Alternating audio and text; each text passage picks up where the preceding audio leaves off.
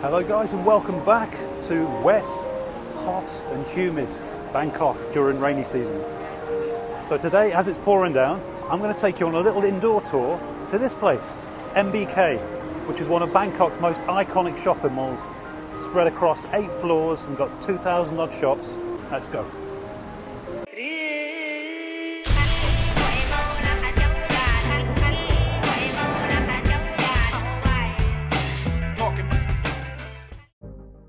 Okay guys, so MBK is very easily accessed.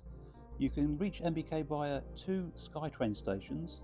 Firstly via National Stadium station, and that's about a 1 to 2 minute walk. Secondly, you can reach it by Siam station also, which is about a 3 to 5 minute walk.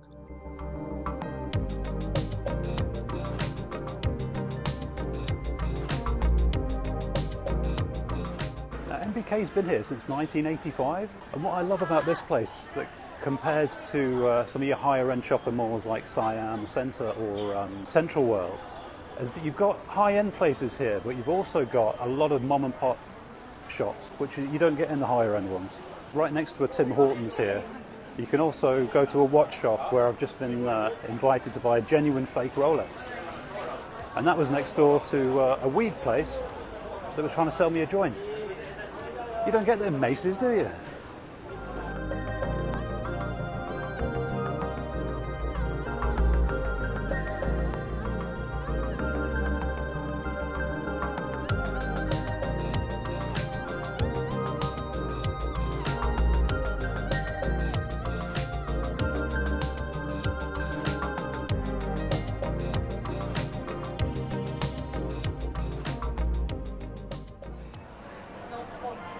It's all grammatically correct, don't pretend it isn't. So here on the ground floor and the first floor, you've got eateries, you've got all your Western places like Starbucks, but also a lot of your Asian cuisine. There's loads and loads of sushi, Chinese here, but they're all right next to nail bars and gold shops. First thing that strikes you when you enter MBK is that it's quite a feast for the senses, because a lot of it's a bit of a mix-up, fusion. There's no real order to it, so you get kind of overwhelmed by the chaos of all the smells going on, the perfumeries, the weed dispensaries, or the restaurants that you walk past. It's amazing.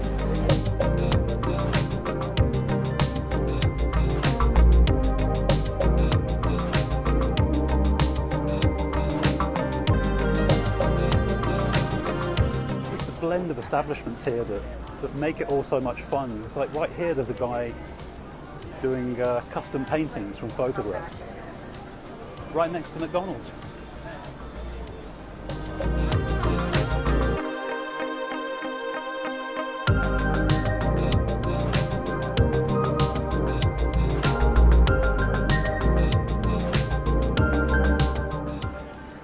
Now, as I'm trying to find my bearings and find out what's on what floor, I'm going to try and grab a coffee from somewhere. I know this could be misconstrued as a bit of a sin coming into this place in the country that's got the best food in the world, but I just want to show you a bit of the menu, and it's the only place I can seem to find a coffee other than Starbucks right now, so we'll get a Mackie D's coffee and see what it's like.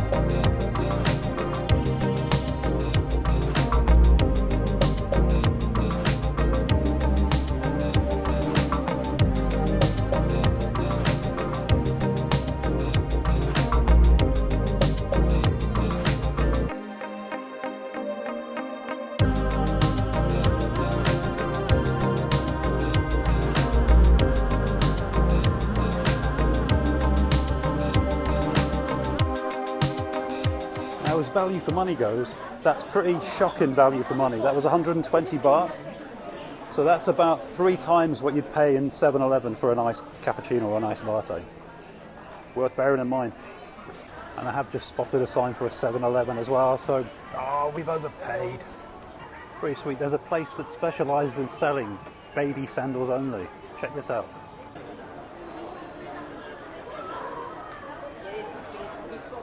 We've now found the t-shirt floor, which is, I think, thousands and thousands of separate outlets just selling t-shirts and jeans. I don't know about you, but I want this t-shirt. Shall we buy it? Here you can get your genuine fake Ray-Bans or Ray-Bins.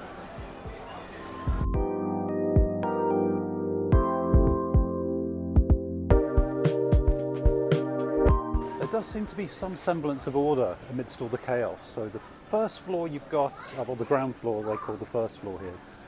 That's mainly fast food, takeaway and some fashion stores. Second and first floor, which is second floor here, and third floor is a lot of fashion and souvenirs. You've got a lot of places like this selling your souvenirs and then spinning around all your t-shirts and your Thai boxing shorts. Will we get demonetised for that one?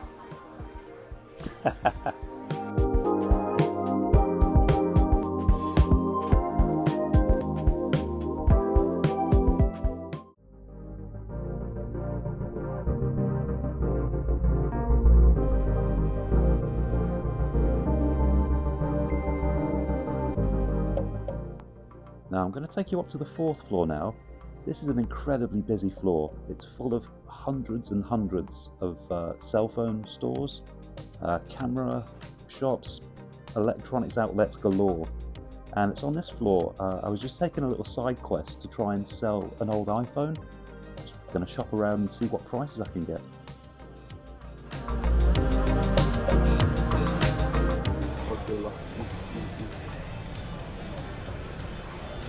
It's about like a price is like not be exactly one, about like 2,000 baht, yes sir. 2,000 baht. 2,000 baht, about yeah. That proved a little bit fruitless, wasted a bit of time there. That guy offered me 2,000 baht for my old iPhone SE, second one. 2,000 baht is about 35, 40 pounds, $40, something like that. And I can get about 150, maybe 140 on eBay back in the UK. So I left it this time. I don't think I'll bother shopping around any of the guys. I think they're all going to be pretty consistent prices. No, I did decide to have a second crack at this. So I went to this guy, just randomly. He gave the phone a quick look over. He offered me 4,000 baht, which an improvement on the last guy, but still, I thought I may as well keep it for that. I didn't know Procter & Gamble had a closed shop. Sounds legit. One thing I love about MBK is that it caters to everyone's budget. You can find here your high-end shops, your Adidas's and your Nikes. You can get bloody expensive jewellery and gold shops, but you've also got cheap as chips t-shirts and little souvenir stores as well. So it's like a big melting pot. Anything you could ever possibly buy all in one massive bazaar. Your wig shop, right next to your gold shop. Ooh.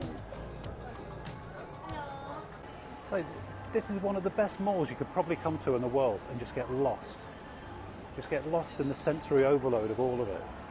Now if you come to MBK and you've got an idea of what you want, let's say you come in shopping for some jeans or you come in shopping for a mobile phone or something, it helps to do a lot of shopping around, asking for prices. Don't just dig into the first little store you see and buy straight away, because the prices can vary a hell of a lot. So I went to see if I could sell my phone. First guy offered me 2,000, second guy offered me 4. But also, you see prices of the same things, like the same t-shirt could be 100 baht at one store and then 200 baht at the next. But don't forget, this is a place where you can haggle, so everything's up for bargaining here. Now I thought MBK closed like 10 or 11 o'clock at night, but I've just found this restaurant on the 6th floor. The Chinese place that's open till 3 AM. Can't be right, can it?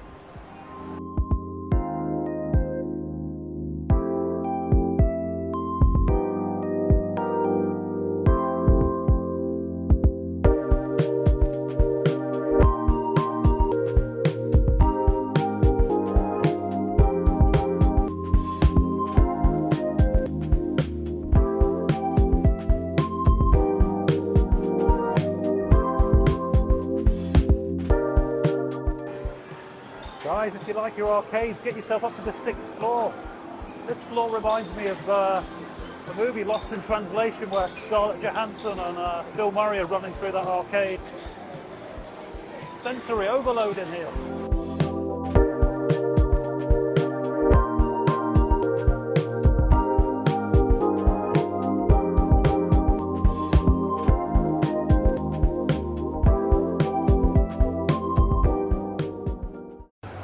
Up here on the 7th floor, they've even got a karaoke establishment. I'm not quite sure how that works. Sounds intriguing though, but sadly I can't sing. Now up here on the 7th and the 8th floor, you've got the most exciting floor, because here you've got the cinema, world-class cinema. You've got a bowling alley, as well as dozens and dozens of restaurants. And this stretches, looks like it stretches for a mile. So much choice here for food.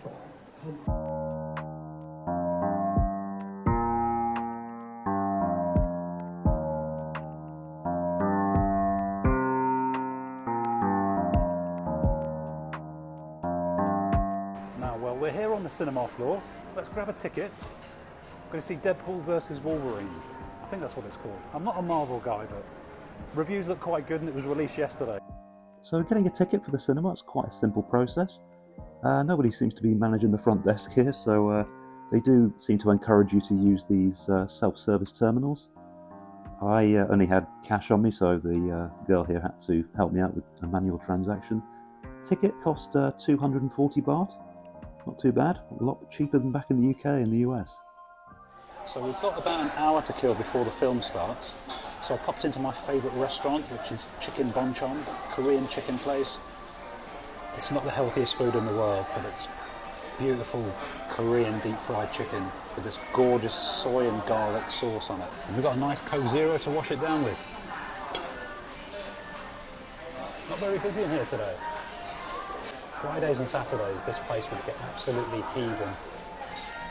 Now, you really are spoilt for choice when it comes to food options here at MBK, because not only is there hundreds of restaurants such as this place, Chicken Bonchon, but there's also a food court, and that's similar to my previous video I did Bangkok on $30 a day, and that was at Terminal 21, which also has a food court.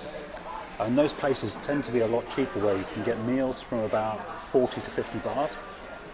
And they operate in a way that you load up a card with credit and you go around the various food stores and they swipe the card, so it's a cashless kind of operation, so all the food vendors aren't messing with dirty money. But the food court tends to be absolutely manic. You struggle sometimes to find a seat, so it can be a little bit stressful, which is why I love coming to just a proper restaurant. You're paying a bit more money. It's like this meal here at Bonchon, it's not cheap. I think this is going to be about 300 baht. I'd say not cheap compared to the UK or the US, £6, $6. Still amazing value. The feast has arrived. We've got 4 gigantic pieces of Korean fried chicken with a soy garlic glaze on it. Here we go then, let's get stuck in. I think it was 170 baht. You get 4 big pieces of this chicken breast.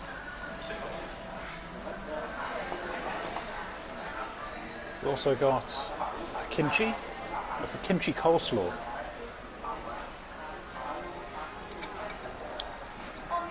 What I love to do, add a little bit of the kimchi coleslaw onto the chicken.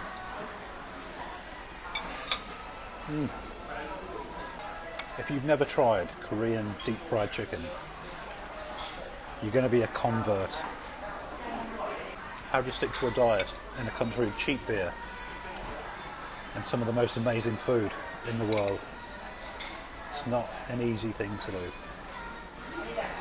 I don't want to know what the calorie content of this meal is. I'll get this finished up and I'll see you soon for the movie. Food coma incoming.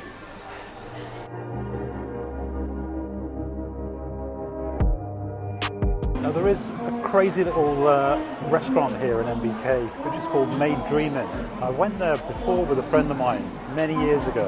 This weird Japanese schoolgirl vibe going on. I just remember the food being awful, but it's still a fun experience. I'm just about to head into the cinema. Going to grab some popcorn and a drink. It looks about $4, $5 for some popcorn and a drink. And also in the cinemas in Thailand, I don't know if it still happens, but They tend to have the national anthem before the movie starts, so everyone stands up and pays respects, which is kind of strange. You don't see that anywhere else, do you? So just waiting for the movie. Snag some popcorn and a drink. Look at the size of this drink. It's a 35 ouncer. And also a giant popcorn. And that, both of those came to 245 baht, which isn't too bad really. That's about £5. And considering that you, in the UK, you'd spend £5 just on a bag of Maltesers. It's not bad value. And they've also got strange flavours of popcorn here. I saw they've got cheese popcorn and also paprika, which is a little bit different. Maybe you should try one next time you're here.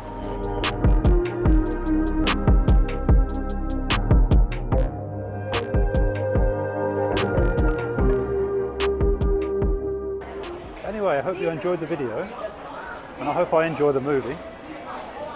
Take care, and I'll see you again next time.